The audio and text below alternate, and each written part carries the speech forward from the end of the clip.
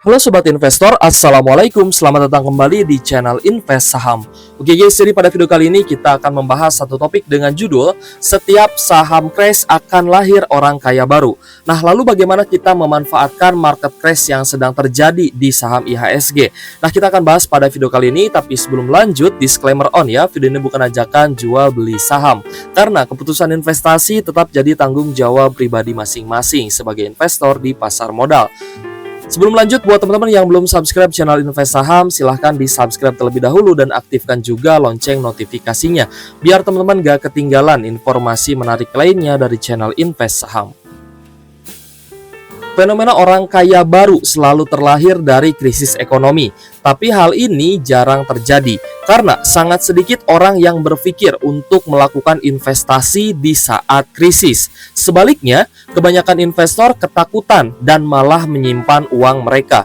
Contohnya saat terjadi COVID-19 ya di tahun 2020 lalu, market saham langsung anjlok hingga mengumumkan trading halt karena IHSG mengalami crash. Siapa yang mau membeli saham saat COVID-19?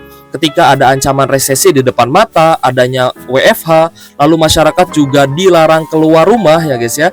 Dan banyak sekali sektor ekonomi yang menjadi sepi pelanggan, bahkan bangkrut. Saya rasa semua akan takut beli saham. Tapi berbeda dengan Pak Lo Keng Hong, beliau mengaku memborong saham UNTR di saat krisis tahun 1997 dengan sisa uang yang ada. Dan pada akhirnya Pak Lo Keng Hong bisa mendapatkan keuntungan yang sangat besar ketika ekonomi kembali pulih. Dan tentunya menjadi orang kaya baru dari saham yang memiliki capital atau modal yang lebih besar lagi jika dibandingkan dengan modalnya sebelum krisis. Di krisis yang sama pada tahun 1997, ketika banyak saham anjlok, Pak Yos Parengkuan memilih menginvestasikan uangnya di saham Astra International karena beliau yakin ya bahwa perusahaan yang besar dan memiliki manajemen yang baik akan cepat pulih dan bangkit lagi. Yang mengejutkan adalah saham UNTR yang dibeli oleh Pak Lo Keng Hong dan juga saham Astra International yang dibeli oleh Pak Yos Parengkuan di saat krisis. Dua saham ini adalah perusahaan besar yang juga rutin bagi dividen dan tetap bisa bagi dividen di tahun 1997 saat krisis berlangsung. Sekarang di saat ekonomi melemah dan juga terancam resesi, apakah kita malah takut memegang saham yang rutin bagi dividen? Bahkan mungkin ya, kita juga takut membeli saham bagus di saat harganya anjlok. Saya rasa kita tidak perlu takut selama saham yang kita pegang dan saham yang kita incar itu adalah saham yang bagus dan juga rutin bagi dividen. Lalu bagaimana strategi kita agar bisa untung dan juga cuan besar di saham saat krisis melanda? Yang pertama, perhatikan saham bagus, rutin bagi dividen, dan harganya sedang anjlok dalam. Perhatikan seberapa dalam saham fundamental ini sudah turun ya guys ya. Dan analisa apakah masih ada potensi untuk turun lebih dalam lagi dan apa saja faktornya. Yang terpenting, dividen saham ini kita gunakan sebagai pengaman ketika kita membeli saham yang sedang anjlok.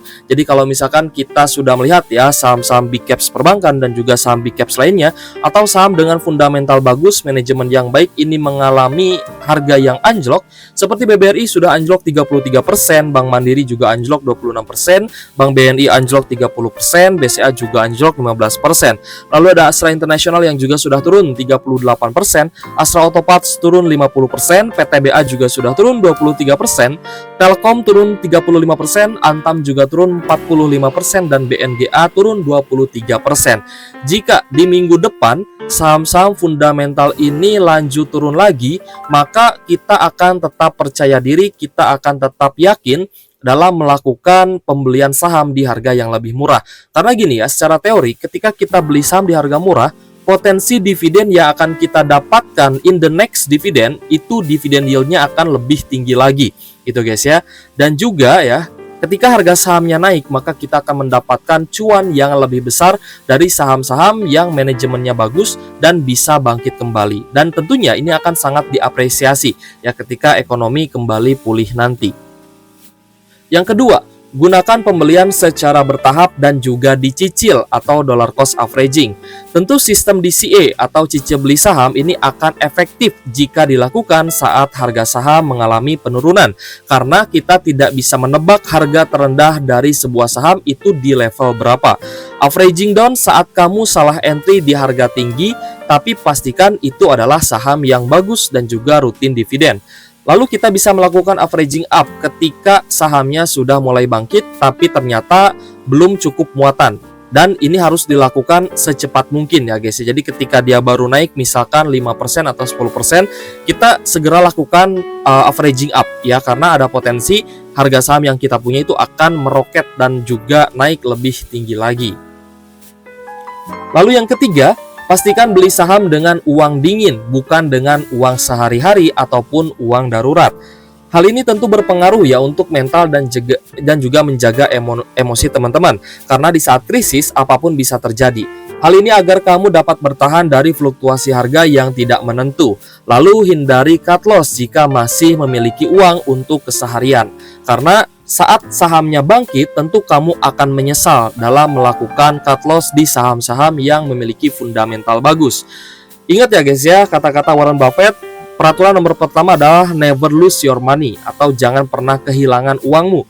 Rule nomor 2 atau peraturan nomor 2 adalah never forget rule number 1. Jangan pernah lupa peraturan nomor 1, yaitu never lose your money. Lalu yang keempat, perhatikan perkembangan data ekonomi baik secara makro ataupun mikro. Mengetahui data ekonomi terbaru akan membantumu dalam menyusun strategi. Jika ekonomi semakin memburuk, kemungkinan saham semakin turun. Sehingga dollar cost averaging yang kita lakukan akan menjadi lebih lama, dan kita tentunya akan memiliki strategi ya untuk bisa melakukan money management terhadap amunisi cash yang kita miliki. Begitupun sebaliknya, jika terjadi stimulus terhadap ekonomi dari pemangku kebijakan ya guys ya, maka saat kita berinvestasi ini akan lebih banyak ya. Saatnya kita berinvestasi lebih banyak di saat market saham ini sudah mulai bangkit kembali. Lalu poin kelima, jika terlanjur beli di harga atas dan floating loss besar, maka pastikan saham yang kamu pegang adalah saham yang rutin bagi dividen. Jika tidak, at least saham itu memiliki manajemen yang baik dan berpotensi rebound kembali. Lalu lakukan evaluasi. Contoh saham yang tidak bagi dividen tapi masih bisa untuk kamu hold ya ketika nyangkut di harga atas. Yang pertama adalah ADMR atau Adaro Minerals, lalu yang kedua adalah MDKA, yang ketiga adalah MBMA dan juga lain-lain. Masih banyak saham bagus ya, memiliki manajemen yang bagus tapi dia tidak bagi dividen. Maka saham-saham seperti ini tentunya masih bisa kamu hold dan masih bisa kamu lakukan dollar cost averaging di harga bawah. Tapi jika sahamnya ini adalah saham gorengan, mungkin kamu perlu pindahkan ke saham yang lebih sehat dan juga berdividen. Silahkan teman-teman lakukan analisa mandiri ya. Lalu yang keenam, ketika kamu berhasil melewati fase krisis dan saham kamu itu naik puluhan persen, maka selamat ya guys ya, kamu sudah berada di jalan investasi yang benar, penuh dengan kesabaran dan tentunya selalu belajar dari setiap kesalahan. Harapan kita, modal investasi kita ini jauh lebih besar lagi dan profit yang akan kita dapat juga bisa lebih besar, sehingga target financial freedom akan segera tercapai.